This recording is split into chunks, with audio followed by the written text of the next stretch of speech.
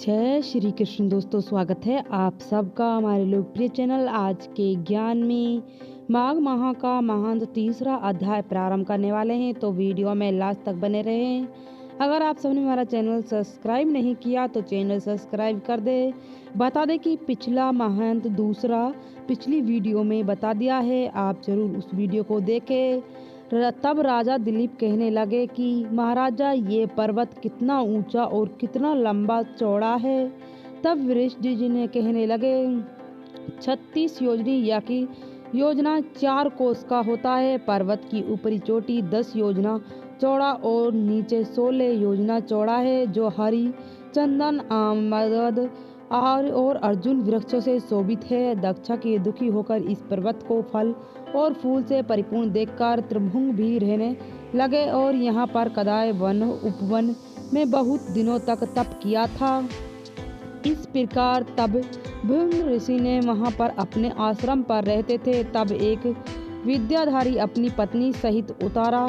वह अत्यंत दुखी था। उन्होंने ब्रह्म ऋषि को प्रणाम किया और ऋषि ने बड़े ही मीठे स्वरों से उनसे कहा कि हे विद्याधर, तुम बड़े दुखी दिखाई दे रहे हो, इसका क्या कारण है। तब विद्याधर कहने लगे, महाराज, पुण्य का फल पाकर, स्वर्ग पाकर, देवतुल्य शरीर पीकर भी मेरे मुख शीघ्र जैसा है। मुझे दुख अशांति का ये कारण है, ना जाना किसके फल है। मेरी चिता का व्याकुल का दूसरा कारण सुनिए। मेरी पत्नी अति रूपवती, मीठे वचन बोलने वाली है, नीचे और गाने की कला के अति प्रणय, शुद्ध चरित्र वाली, सातों सुरों वाली, वर्ण बजाने वाली, जिसे अपने कंठ पर गाकर नारद जी को भी प्रसन्न करते हैं। नौ स्वर के नांदी वीणा जा बजाकर कुबेर को प्रसन्न करते अनेक प्रकार के नाच चल से शिवजी महाराज जी भी अति प्रसन्न है। शीतल उदार रूप पर यौन शरीर के स्वर्ग के अप्सरा जैसा नहीं है। कहाँ एक चंद्रमुखी स्त्री और कहाँ मेरी शीघ्र मुँह वाला ये चिता सदैव मेरे हृदय को जलाती है। विद्याधर के ऐसे वचन सुनकर तीनों लोक के भूत भविष्य वर्तमान की बात जानने वाला तथा दृष्टि वाला ऋषि कहने लगा, विद्याधर, कर्म के विचित्र फलों को प्राप्त होकर ज्ञानी पुरुष भी मोह को प्राप्त हो जाता है। मक्खी के पैर जितने विष भी पीड़ा ले ले, लेकिन छोटे छोटे पापों का फल भी अंत में दुखदायी होता है। जो माघ माह की एकादशी का व्रत करके द्वादशी न आने तक शरीर पर तेल लगाए, इसके पाप कर्म से शीघ्र ही एकादशी के दिन उपवास करे। दूसरे दिन तेल लगाने से राजा कुर्वान ने भी कुरु शरीर पाया।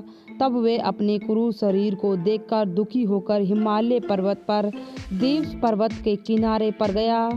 विधि पूर्वक स्नान कर कुशल के आसन पर बैठकर भगवान कमल नेत्र, शंख चक्र गदा पद्म के धारण करने वाला, पीताम्बर पहनने वाला, वनमाला धारण करने वाला विष्णु को चिंता करते राजा पूर्व ने 3 मास तक निहार टालकर भगवान के चिंतन किया। इस प्रकार 7 जन्म के प्रसन्न होने पर भगवान राजा के 3 महीने के तप से ही अति प्रसन्न हो गए और माघ की शुक्ल पक्ष की एकादशी को प्रसन्न होकर भगवान विष्णु ने अपने संग के जल से राजा को पवित्र किया। भगवान ने उसे तेल लगाने की बात याद दिलाकर सुंदर देवताओं का सा रूप दिया, जिसे देखकर उर्वशी भी उस पर चाहने लगेगी और राजा कृतकार होकर अपनी पुष्टि को चले गया। भृंग ऋषि ने कहने लगे, हे विद्याधर, इसलिए तुम क्यों दुखी होते हैं। यदि तुम अपने ये राक्षसी रूप छोड़कर चाहते हो तो मेरा कहना मानो। जल्दी ही पापों को नष्ट करने वाली हेमकूटी नदी में माघ माह के स्नान करो, जहाँ पर ऋषि सिद्धि देवता निवास करते हैं। अब मैं इसका विधान बतलाता हूँ। तुम्हारे भाग्य से माघ मास आज से 5वें दिन ही आने वाला है। पौष शुक्ल पक्ष की एकादशी के इस व्रत को आरंभ करो। भूमि पर सोना जितेंद्र रहकर दिनों के 3 दिन तक स्नान कर कर महीना भर निहार कर रहना। सभी भोग को त्याग कर 3 समय भगवान विष्णु को पूजा करे। तब तुम द्वादशी को शिवजी स्रोत और मंत्रों से पूजा करो। तुम्हारे मुख देखकर सभी चिताएं जाएगी और तुम्हारी पत्नी सुखपूर्वक क्रीड़ा करेगी। माघ माह के प्रभाव जानने के लिए सदैव माघ माह में स्नान करें। पाप दरिद्रता से बचने के लिए मनुष्य के माघ मास से सदैव यान को स्नान करना चाहिए। स्नान करने वाले इस लोक और परिलोक में सदैव सुख पाते हैं। दलीप जी ने कहा कि हे दलीप, ब्रह्म जी के वचन सुनकर उन्होंने विद्याधर को अपनी स्त्री सहित उसी स्थान पर माघ पर्वत के झरनों पर स्नान कराया। उनके प्रभाव से उनका मुख देव सहित हो गया और प्रणयगति पर्वत पर आनंद से रहने लगे। ब्रह्म जी ने नियमों के समाप्ति पर शिष्य सहित सभी नदियों के तट पर गए। तो ये अध्याय यहीं समाप्त होता है। ये माघ माह का तीसरा अध्याय था। अगला अध्याय अगली वीडियो में। अगर आपको ये वीडियो अच्छी लगे तो वीडियो को लाइक शेयर जरूर करना। कमेंट में भगवान विष्णु और माता लक्ष्मी जरूर लिखना।